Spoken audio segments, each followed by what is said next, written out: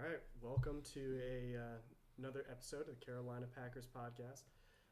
Today we're going to visit our namesake, I believe, and talk a little bit about the Carolina Panthers and the Green Bay Packers, which are the two teams that we respectively pull for.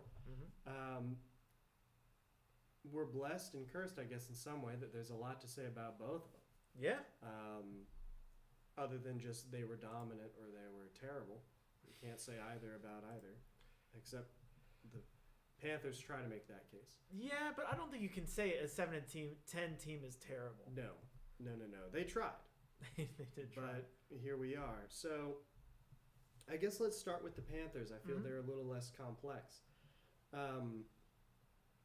Or complex maybe in substance of something about their spirit is difficult to figure out because I really think that with the Panthers, they have a problem of overreacting. They do nothing to steer course, and then they do a whole bunch of things all at once, and they inevitably cause a problem in their quest to find a solution. So a few years ago, when Cam Newton was getting injured, Luke Kuechly was injured and retiring,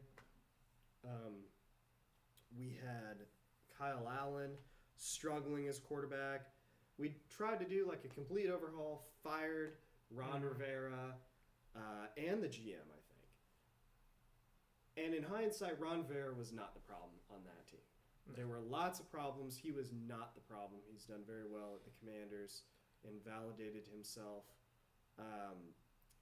And we did the same kind of thing this year, where the team is struggling more than they should have.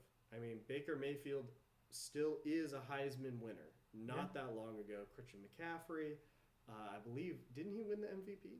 Should have. Christian McCaffrey? Yeah. I don't think he's won MVP yet. Oh, well, maybe he hasn't won. He should have. He's won Offensive Player of the Year. Yeah, okay. But he's never won MVP. It always goes to a quarterback, I always guess. does. So, that Aaron Rodgers, man. Yep. I would say a few years ago when he had his, 2,000 scrimmage yards. Yeah, he's had over 2,000 scrimmage yards multiple times. I think a lot of the seasons he's actually played full seasons, probably the majority of them have been at least 1,000 passing yards or 1, receiving yards and 1,000 rushing yards. Yep. So he's done very well.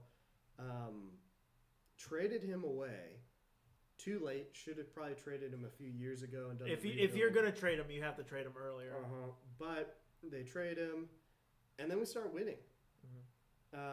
And of course, I don't think it was trading away Christian McCaffrey. That doesn't even make sense. But trade him away, get rid of Robbie Anderson, get rid of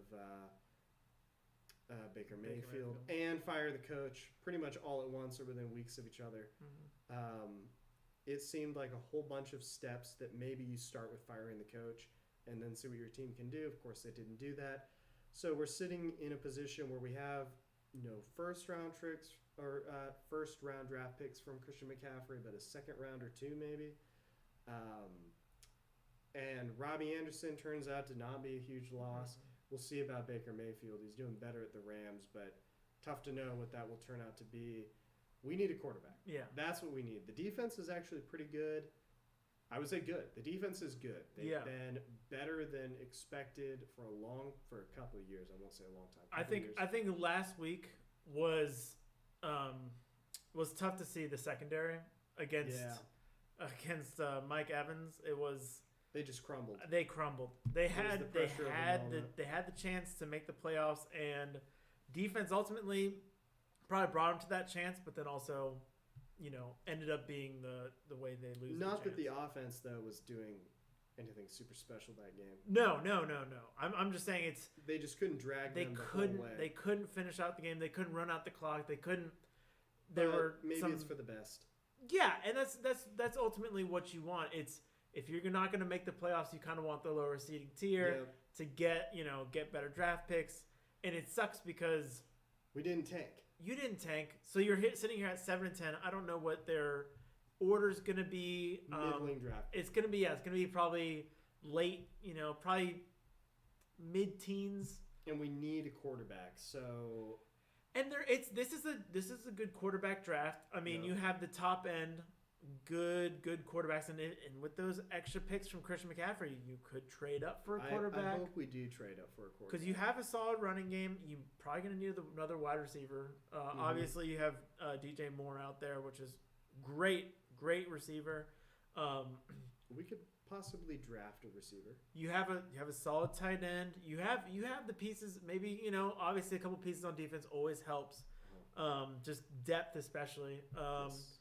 And just building up the foundation you have, and especially if you can get a quarterback this year and mold him, maybe even get a backup, maybe Jordan Love if he decides to leave the Packers. But there's not. I don't know how many player or teams or quarterbacks are free agents this year that are any good. I think Jameis Winston's a free agent quarterback. I think we want to draft. I would expect you want to draft. We've tried the free agency class. We picked up Baker. We got Sam Darnold. It's just one of those things. Time to start fresh. Yeah, I would do that. I think the Panthers, looking ahead, looking into next season, I think we just brushed on that, but I think taking this foundation, taking the growth, getting a new coach, hopefully getting someone that has experience in coaching is good for the job, obviously. And being able to move on, be able to build with the foundation you have. I don't know if Sam Darnold has done enough to be the starting quarterback. I know you don't want him to be the starting quarterback. I think they probably will give him another chance. He is a free agent after this year, so I don't know if they're going to try to sign him again, maybe for a cheap deal and have him be as an option, which might be the way to go. It might be the way to go. Just so someone that's had the offense for a couple of years now is in it, surround him with better pieces, even though he has good pieces. Get him a good coaching staff, get him a good foundation, and hopefully maybe he is a quarterback that can do just enough to make it to the playoffs, maybe build off that. But if you want to go somewhere, you need a good quarterback. Yes. Or a good coaching, because again, it's hard to say you need a good quarterback because of the 49ers are doing. Yeah. But you need someone like Sam Darnold. That maybe I shouldn't say that. Yeah, that's too bad. Maybe like Jimmy Garoppolo. Yeah. Daniel Jones has shown, though, again, that's what coaching does. It's putting the right pieces around someone. Yeah. And having a really good defense. Obviously, the Panthers had a good defense, good enough defense to go 7-10. But with Daniel Jones, they had a really good running game, a great defense, great coaching, where all you have to do from that quarterback perspective is not turn the ball over, be consistent, and don't make any stupid mistakes. Yeah. And that's what the Panthers need at this point. Obviously, if you get a good quarterback in this draft, if you can even trade up or maybe something falls to you, I think it's probably going to be around 12 to the 15 range. It's probably going to be where they draft now. Could have been, if they had lost the game, it could have been lower, or probably 8-9. But maybe you use that to finally get a good quarterback instead of trying to get one from the from free agent or something, or a trade or something like that. Playing the same old game. Yeah. Anything else you want to say about the Panthers? No, I think it's too much to hope that they'll be a real contender next year. I mean, they could potentially win the division. They could maybe win the division. The division's bad, but I think every team in the division feels that way right now. So being able to compete with the rest of the league, I think they're 2 to 3 years out, assuming they can draft a decent quarterback or fix that situation. I mean, you have to think that division. I mean, the Saints obviously 7-10. Majority of the team, I'm pretty sure. Yeah, Falcons were 7-10. Buccaneers were 8-9. It's one of those situations where everybody, obviously, I guess, was within a game of each other in that division. Yep. So it's a close team, but I think it's very interesting. I think always to add offensive linemen as well. I know they just got the guy from NC State, Ikwanu, this past year in the draft first round. That's a good building block. Again, he's a rookie. Mm-hmm. Rookie left tackles is very difficult, and so you have to look at that situation. But that whole division, all the quarterbacks in that division, obviously Tom Brady, but you have no clue what he's going to do. Retirement. He's going to be 46 next year. He's you would assume, especially with how he played this year, he's not going to be at the same level. Yeah. That division is so up in the air. Yeah.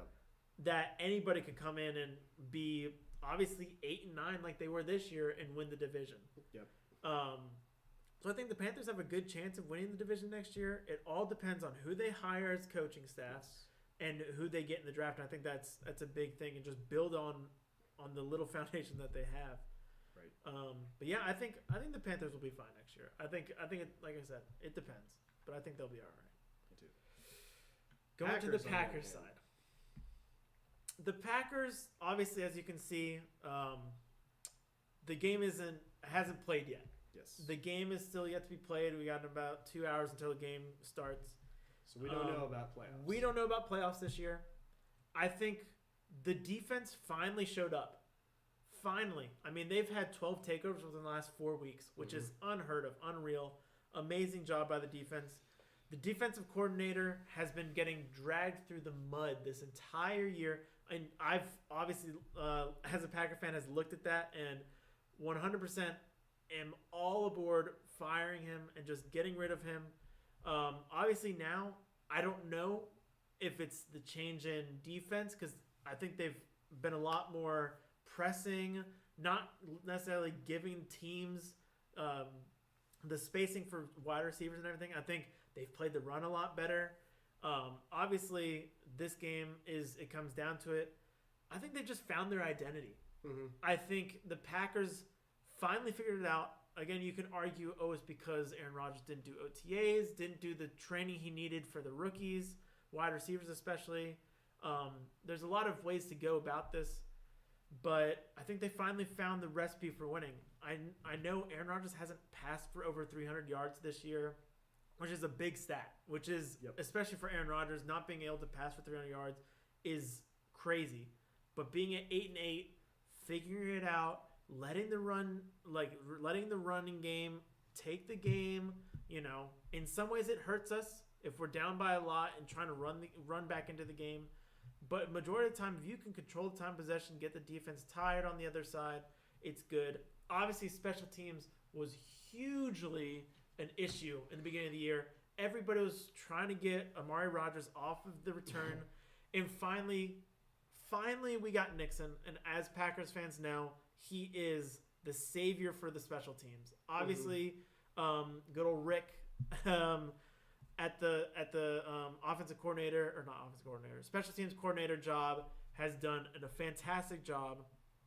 And kind of turning around that team, I don't know why. I guess the only other thing would be, why do you stick with Amari Rodgers for that long when you have the other options? But obviously they've turned it around. So now you're looking at this. Again, they're favored to win this game. They've won 4 in a row, trying to get the 5th in a row to try to finally get into the playoffs. Obviously, the Lions aren't a cakewalk by any means. They're a very tough physical team. Mm-hmm. They have a chance to make the playoffs, of course, with how Seattle's doing now. It's a lot up in the air, and I think they're gonna, even if Seattle wins and they have no chance of making the playoffs, they want to play spoiler. They want to play spoiler for the Packers, 100%. Especially with how well they've done this year, and obviously with the Packers being in the division, they want to ruin that chance for them. I think in some ways, even if the Packers make playoffs, it's a long shot for them not to be first or second rounded. I think it's going to be very interesting to see. Obviously, the 49ers curse. I don't want to say curse, but the 49ers always beat the Packers in the playoffs. And so in this year, the 49ers are better than they've been. And better than they've been. Worse. But again, Brock Purdy you have to just hope that that's going to be their downfall. As a Packers fan, obviously, the first things first, you have to beat the Lions. Yeah. Obviously, the first things first, and then you can look into whoever they're going to play. Most likely, obviously, the Vikings won earlier today. The 49ers are up. So, obviously, the 49ers lose to the Cardinals, and the Vikings will pass them. But if we do end up playing the 49ers, you have to be very wary of, obviously, that defense is amazing. And the running game, amazing. Right. But Brock Purdy is the quarterback. Sure. And so you have to be able to say, okay, hopefully we can use that against them. But again, that's seeing ahead. The interesting thing for the Packers will be, what do you guys do going forward? That's another thing. Because I feel like Aaron Rodgers leaves, you don't have a really strong foundation to replace him. You have not invested in really good wide receivers. Oh, yeah. Your running game, admittedly, how long have you had these running backs? They're getting older. Well, I mean, Aaron Jones is I wouldn't say up. He's older for running back. Obviously, A.J. Dillon's a little younger. I guess that's true. Dillon he was drafted the same year as Love was. Mm-hmm. So he's on the younger side. He's a bigger back, obviously. I don't think the running back committee is obviously fine. But you're talking probably about quarterback most likely. You're talking about if Jordan Love wants to come back for another year. That's the main thing. But if he does come back, we're probably going to get the fifth-year option, which is going to be $20 million around that for that fifth year versus what we've been paying him. Even though he was a first-round quarterback, we haven't been paying him that much comparatively. And then obviously Aaron Rodgers is ridiculous contract. Yep. It's going to be very interesting to see how that shakes out. And how long do you have Rodgers contracted for? I don't know off the top of my head. A couple years now. And so you're looking at it at that situation. You want to hold on to Love to be able to say, okay, we have a backup plan in case. But also at the same time, you don't want to hold on to the wrong horse with Aaron Rodgers and Jordan Love. I think you have to draft a wide receiver. You have to. Like we've been saying it for years. This year, you have to draft a wide receiver. You guys are hoping to get some people in the offseason when even in the middle of the season, Chase Claypool, you missed and he went to the Bears. Which again, Chase Claypool might have been I think that was a bullet dodge because he was a second-round pick for Chase Claypool. Yeah. I don't want to give up a second-round pick for that. No, but at the same time, obviously, the Packers are not a destination for people. Even with Aaron Rodgers, they need to draft someone. And that's the thing, right? So you look at the situation now, and obviously Packers fans really excited about Watson, really excited about Dobbs, really excited about the young wide receivers. But it's one of those things where if you actually look a deeper dive into those wide receivers, Christian Watson's been injured this year. Romeo Dobbs been injured this year. Randall Cobb's been injured this year. Everybody's been injured, it feels like. Lazard, I don't know if he's been completely injured at all this year, but he's always injured. Yeah. So it's one of those situations where you look at the situation and think, gosh, why is it always the injuries with these wide receivers? Which, again, Christian Watson has had stretches, especially those 5-game stretches where he had like 8 touchdowns or whatever. Yeah. Ridiculous. Yeah. But you also have to look at the stats for those games. He only had like 3 or 4 catches those games. It wasn't like, 10 catches, 100-something yards, and 2 touchdowns. It was like 4 catches, maybe 100 yards, but then 2 touchdowns. Right. So it was, again, maybe it's because of the offense and trying to run the ball more, and maybe that's the best way to do it.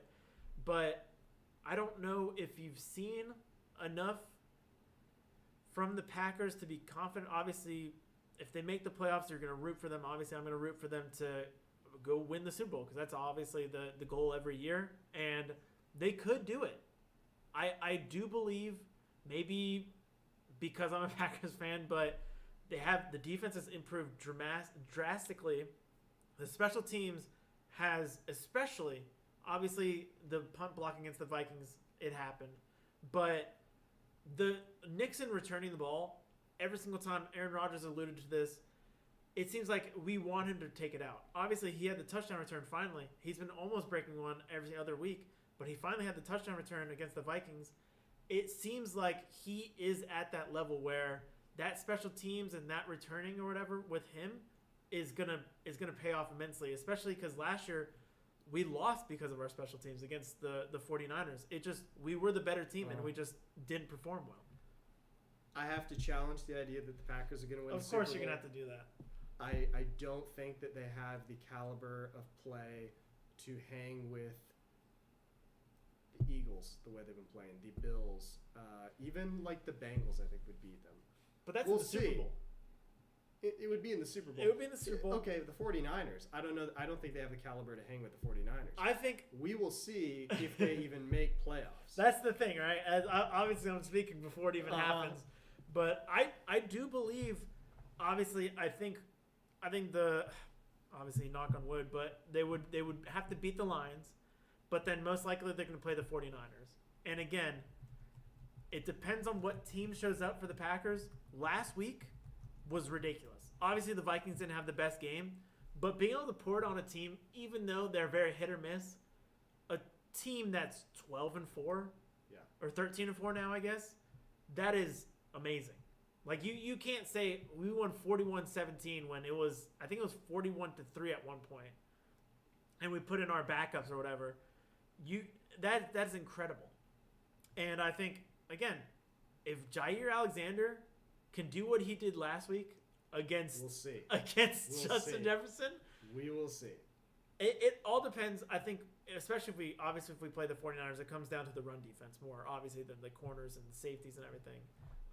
And obviously our offensive game plan, it depends on what Aaron Rodgers shows up. Because Aaron Rodgers, obviously this year, no 300-yard passing games. He's made good decisions, but also this is the first time in I don't know how many years, I think it's probably back 5-10 years, that Aaron Rodgers has double digits interceptions. Yep. Which, again, I don't know if it's his thumb. You don't know if it's because it's a wide receiver issue. Yep. Could be all that. Could be just because he's missing throws. Yep. But we'll have to see what happens with that. I understand your argument. And I think, yeah, obviously it's going to be a tough road because you'd have to beat the Lions for one thing. Then you're going to have to beat probably the 49ers, then the Eagles, and then you're going to have to beat whatever team comes out on the, like, Vikings, Cowboys, whatever team that comes from that side. And then you're going to have to play in the Super Bowl. Right. Against probably Chiefs, Bills, Bengals, like you said. Probably one of those three teams. It would be tough. Yes. But yeah, I'm never going to say we're out of it. Yeah. But yeah, looking for the future. Real quick before we close off this video. The Love situation is going to be very interesting. If he doesn't demand a trade, it'll be very interesting to see how we sort that out. I don't think there's any way that we get rid of Rodgers. Mm-hmm. I think just because his contract and just because how he is, I don't think there's a way to trade him, release him. Even if he retires, we still have guaranteed money we owe him. Jordan Love, obviously, I don't know even after next year what will happen with him. If he does come back, I don't know how much money he'll be trying to get for his new contract, because then, again, you have to have that situation then as well.